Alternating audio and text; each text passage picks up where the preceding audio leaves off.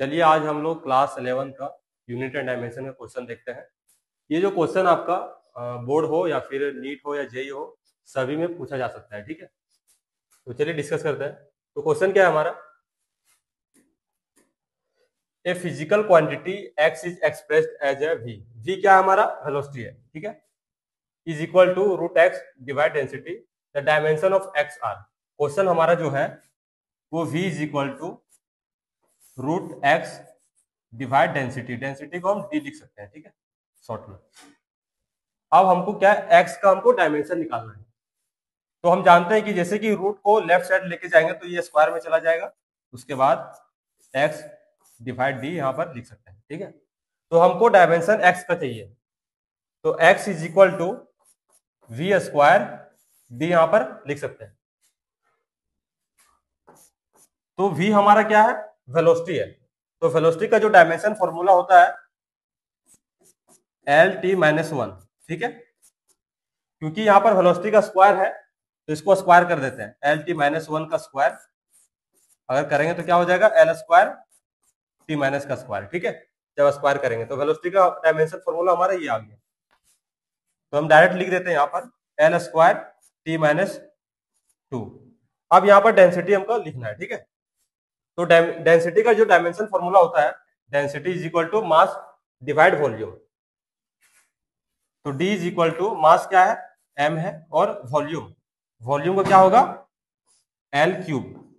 जब इसको हम ऊपर लेके जाएंगे L क्यूब को तो m L माइनस 3 हो जाएगा। ठीक है, तो यहां पर density into m L 3 minus, उसके बाद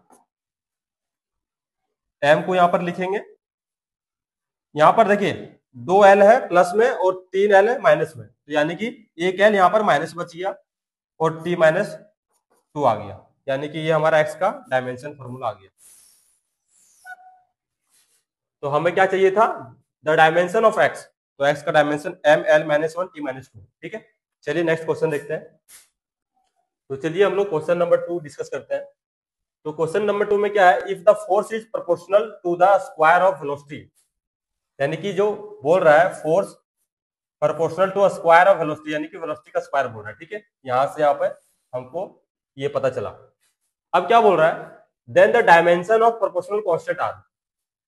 तो अब देखते हैं यहां पर force directly proportional V square है, यानी कि फोर्स, यानी कि हमको देखना है कि ये जो प्रोपोर्शनल कांस्टेंट है इसको जैसे हटाते हैं तो यहाँ पर कोई भी कांस्टेंट का वैल्यू लगता है, वो कांस्टेंट को हम के मान लेते हैं। उसके बाद वी का स्क्वायर, तो हमें डायमेंशन के का चाहिए। तो चलिए के का निकालते हैं। तो K is equal to F divide V square.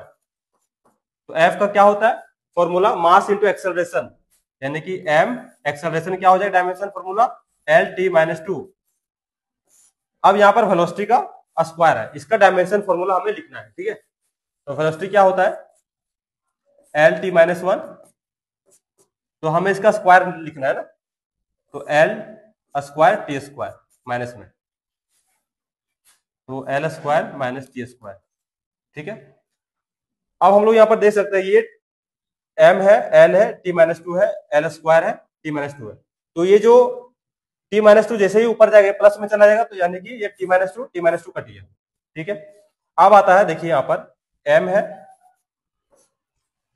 अब ये जो प्लस में है जैसे ही इसको ऊपर ले जाते हैं, देख सकते हैं एम एल है ऊपर में, इंटू इसको हम ऊपर में ले जाते हैं माइनस टू में, जैसे ऊपर ले जाए तो हम यहाँ पर माइनस टू आ गया। ठीक है, उसके बाद एम, ये एल है और यहाँ पर एल माइनस टू है, तो यहाँ पर इसको एल माइनस वन हो जाएगा। तो ये हमारा के का डायमेंशन फॉर्मूला आ गया। ठीक है, तो हमें क्या पूछा था, the dimension of proportional constant are, यानी कि ये के का डायमेंशन पूछा था, तो एम एल माइनस वन आ गया। और अगर हम टी को लिखना चाहे तो टी जीरो, यानी कि ये दर्शाता है डायमेंशनलेस। ठीक है, थैंक यू।